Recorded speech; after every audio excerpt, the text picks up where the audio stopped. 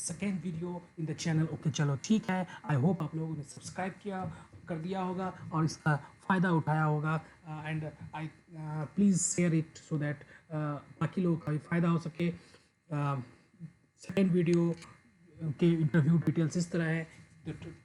जब इंटरव्यू जो बंदा गया था देने, उसका एक्सपीरियंस 6 मंथ्स था with 3 years of manual testing experience and automation में 2 years and 6 months of experience. ये कंपनी एक one of the top 5 MNCs में से एक है। So let's see the questions now. पहला क्वेश्चन उनसे पूछा how will you reverse string. ये क्वेश्चन पूछने के पीछे मकसद उनका है कि वो आपका स्ट्रिंग का नॉलेज चेक करना चाहते हैं। वो आपको एटलीस्ट आपको 2 तरीके पता होने चाहिए कि आप स्ट्रिंग को कैसे रिवर्स करते हैं। वो हो सकता है आपको प्रोग्राम का सीडो कोड या कोड लिखने को भी बोल दे। तो आपको लोगों के लिए मैंने जस्ट 3 तरीके इसके मैंने लिखे हैं जो काफ़ी बेसिक मेथड्स है। आपको जस्ट आप अपने भी कोई भी तरीका यूज कर सकते हैं। तो जस्ट मैं आपको ब्रीफली एक्सप्लेन करूँगा कि मैंने इसको आप कैसे कर सकते हैं। जैसे मैंने एक स्ट्रिंग लिया, ओके चलो ठीक है, जो कि आपका चैनल नेम है, और इसको मैंने एक कैरेक्टर एरे में पास कर दिया। उसके बाद जस्ट एक फॉर लूप लगाया और आप काफ़ी सेल्फ एक्सप्लेनेटरी है कि फॉर लूप लगा के मैं उसको रिवर्सली प्रिंट कर रहा हूँ। और दूसरा तरीका आप उसको गेट बाइट्स करके भी बाइट्स एरे में ले सकते हो, और पहला दूसरा तरीका ऑलमोस्ट सेम है। तीसरा तरीका ये आपको पता होना चाहिए, यहाँ पे मैंने स्ट्रिंग बिल्डर यूज़ किया है और रिवर्स मेथड स्ट्रिंग बिल्डर का यूज़ किया है। बेसिकली अगर ये आप मेथड सॉरी अगर आप ये यूज़ बताओगे तो उनको इंटरव्यूअर का मकसद ये है कि आपको ये मेथड्स रिवर्स जो स्ट्रिंग के मेथड्स हैं और स्ट्रिंग बिल्डर का मेथड ये पता है या नहीं। आप अगर स्ट्रिंग बिल्डर बता रहे हो तो आपको स्ट्रिंग बिल्डर के बारे में पता होना चाहिए, क्योंकि वो आपसे नेक्स्ट क्वेश्चन पूछ सकते हैं कि व्हाट इज़ स्ट्रिंग बिल्डर। सो आपको मैं रन करके भी दिखाता हूँ, जिससे आपको पता चल जाएगा कि ये कोड वर्किंग है। सो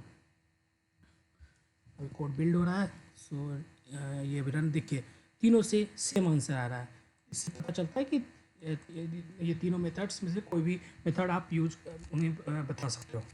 सो now coming to second question, what is hash map. ये क्वेश्चन है जावा कलेक्शन के कंसेप्ट यहाँ पे वो चेक कर रहे हैं। तो आपको पता होना चाहिए कि हैश मैप क्या होता है। It's a class which implements map interface.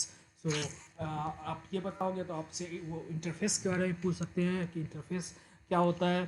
तो ये सब आप अगर जावा कलेक्शन आपने पढ़ा होगा तो आपको पता होगा। और ये हैश मैप में कैसा क्या होता है कि ये डेटा की वैल्यू पेयर में होता है। तो ये बेसिक पॉइंट्स हैं जो कि आपको इंटरव्यूअर को बताने होते हैं। आपको पता सब होता है लेकिन बताने टाइम में हम मिस आउट करते हैं। तो आप ये एक इम्पोर्टेंट पॉइंट है हैश मैप का कि क्या डुप्लीकेट कीज़ अलाउ होते हैं। ऑलवेज रिमेंबर कि duplicate keys are not allowed in hash map. Duplicate values can be allowed. और इसमें कोई और जो डेटा आप स्टोर होता है हैश मैप में, इसमें कोई ऑर्डर मेंटेन नहीं होता है। लाइक अगर डेटा आपने की वैल्यू 5 पुट करते समय आपने सेव करते समय उसे 1 2 3 5 इस ऑर्डर में किया, लेकिन जब आप उसे प्रिंट करोगे तो वो किसी भी ऑर्डर में आ सकता है। It is irrespective of order. ये कुछ कॉमन मेथड्स हैं हैश मैप के, clear, is empty, entry set, put, get, size. आपको ये पता होना चाहिए क्योंकि वो इंटरव्यूअर कई बार पूछते हैं कि okay tell me some methods of hash map. तो आपको ये पता होनी चाहिए। अब नेक्स्ट क्वेश्चन की तरफ बढ़ते हैं। ये काफ़ी कॉमन क्वेश्चन है इसलिए मैंने इसे रेड मार्क करके रखा है। इस क्वेश्चन को आप बिल्कुल ध्यान रखना। ये क्वेश्चन अगर आप 10 इंटरव्यू दो तो कम से कम 5 से 6 इंटरव्यू में पूछते हैं। कलेक्शन का ये सबसे कॉमन क्वेश्चन है। Tell me the difference between linked list and array list. इसमें 2-3 मेन पॉइंट हैं। पहला मेन पॉइंट जो कि अगर आप बोल दो तो समझ लो आपका उस क्वेश्चन का आंसर बिल्कुल सही है। आपको पता होना चाहिए कि एरे लिस्ट कैसे बनता है। तो एरे लिस्ट इंटरनली उसके अंदर डायनामिक एरे होता है। डायनामिक एरे क्या होता है कि वो एरे ग्रोएबल होता है और वो जब भी आप नया डेटा डालते हो तो वो उसके हिसाब से ग्रो करता है। लिंक्ड लिस्ट उसकी जगह डबली लिंक्ड लिस्ट को इंटरनली यूज़ करता है। दैट मीन्स कि डेटा आपका होता है और दोनों साइड उसके नोड्स जो नोड होते हैं उसको आप लिंक कर सकते हो। आप जब लिंक लिस्ट और एरे लिस्ट का डिटेल पढ़ोगे तो आपको ये ज़्यादा डिटेल में समझ में आएगा। ये कॉन्सेप्ट काफ़ी ज़रूरी है समझना, ये क्वेश्चन काफ़ी बार आता है। सेकेंड डिफरेंस में आप बता सकते हो कि एरे लिस्ट का मैनिपुलेशन स्लो होता है। क्यों स्लो होता है? क्योंकि ये इंटरनली एरे यूज़ करता है, जबकि लिंक लिस्ट का मैनिपुलेशन फास्टर होता है। And the reason is its uses doubly link list as internally ये डब्ल्यू लिंक लिस्ट को यूज़ करता है। थर्ड ऑप्शन में आप थर्ड डिफरेंसेस में बता सकते हो कि जो एरे लिस्ट होता है its acts as a list only. इसका यूजेस क्या है? लाइक जो एरे लिस्ट होता है वो स्टोरिंग और एक्सेसिंग डेटा के लिए ज़्यादा बेटर है। जबकि लिंक लिस्ट क्या है कि मैनिपुलेशन ऑफ डेटा। मैनिपुलेशन मतलब आपको कोई डेटा रिमूव करना है या कोई डेटा ऐड करना है। तो आप एरे लिस्ट में क्या होता है कि जब भी कोई आप डेटा डालते हो, मान लो 10 एरे लिस्ट का लेंथ 10 है, आप छठे जगह पे छठे इंडेक्स पे तो डेटा डाल रहे हो, तो क्या होगा कि पूरा स्ट्रक्चर उसका मूव करना पड़ेगा। छठे जगह डाले तो जो पहले छठा नंबर पर था वो 7वें पर शिफ्ट हो गया, तो पूरा का इंडेक्स। तो इसलिए तो डेटा को इंसर्ट करना या फिर डेटा को निकालने पे भी क्या होगा, पूरे डेटा को शिफ्ट करना होगा, काफ़ी डिफिकल्ट होता है। जबकि लिंक लिस्ट में क्या होता है कि डेटाज जो होते हैं वो लिंक के थ्रू जस्ट एक लिंक कट करके दूसरी जगह लिंक डालना होता है। इसलिए मैनिपुलेशन ऑफ डेटा के लिए लिंक लिस्ट बेटर है। और रीड जब अगर हम रीड कर रहे हैं डेटा को उस समय एरे लिस्ट फास्टर होता है, क्योंकि एरे में रीड करना फास्टर है। तो ये क्वेश्चन आप ध्यान रखना, ये काफ़ी इंपॉर्टेंट क्वेश्चन है। नेक्स्ट ये क्वेश्चन जब पूछा गया था, tell me the difference between final and static keyword, थोड़ी देर के लिए समझ में आया था कि इसका आंसर क्या दिया जाए, लेकिन आप थोड़ा सा सोचोगे तो आप आंसर आराम से दे सकते हो। ये एक अलग तरह का क्वेश्चन था। तो स्टैटिक क्या होता है? स्टैटिक कीवर्ड का यूज़ कब करते हैं, किस चीज़ के लिए करते हैं? क्लास के लिए, वेरिएबल के लिए, मेथड के लिए या ब्लॉक ऑफ कोड्स के लिए करते हैं। फाइनल का यूज कब करते हैं? क्लास के लिए, वेरिएबल या मेथड के लिए।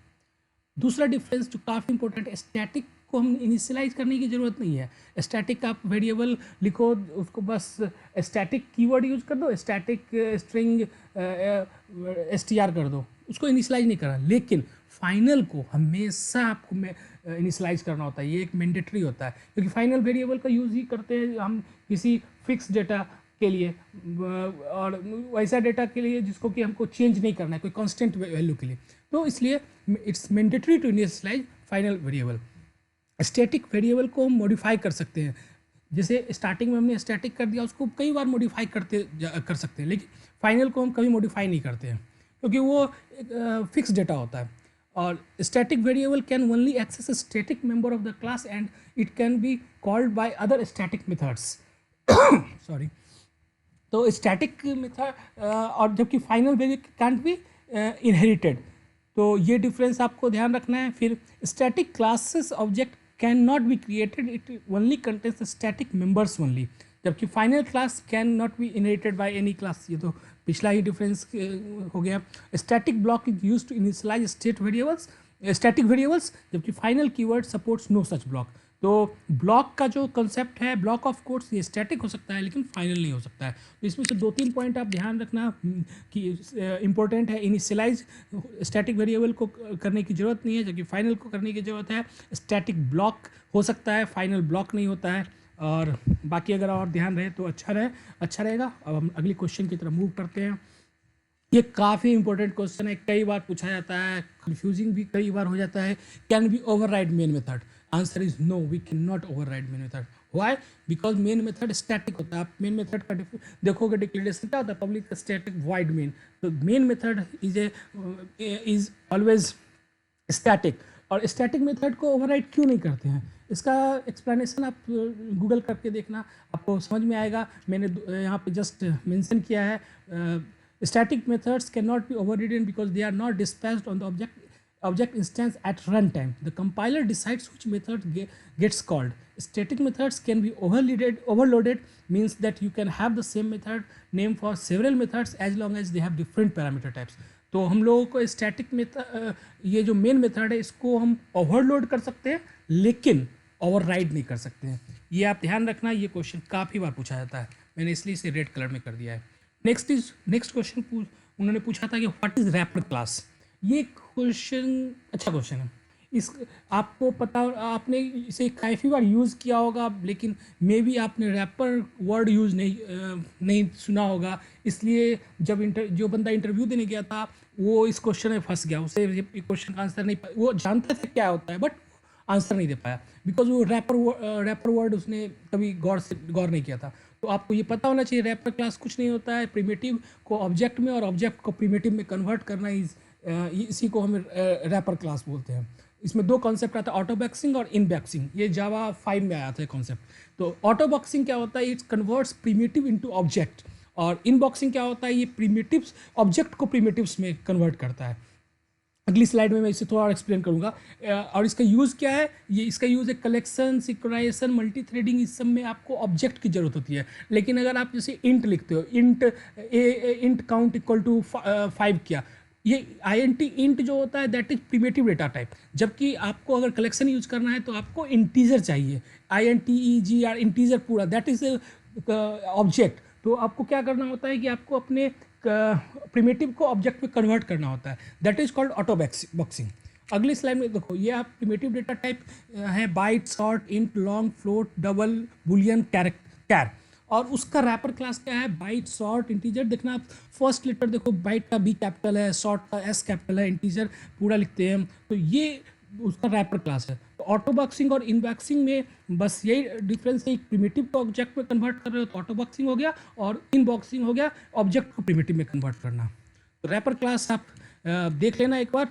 इतने क्वेश्चंस पूछे थे, उसके बाद कुछ रिपीटेड क्वेश्चंस थे, लाइक व्हाट, ये सब जनरल। पहला question, which non functional testing you have performed, ये मैनुअल से था। Does your framework support parallel execution, ये आपका टेस्ट एनजी से रिलेटेड था। How do we achieve parallel execution in TestNG, what is data provider. Basically first interview और second interview में ही 4 क्वेश्चंस कॉमन हो गए। तो इससे आप जैसे जैसे 10 इंटरव्यू के क्वेश्चंस देख लोगे तो आप देखोगे मेजॉरिटी ऑफ क्वेश्चंस रिपीट हो रहे हैं।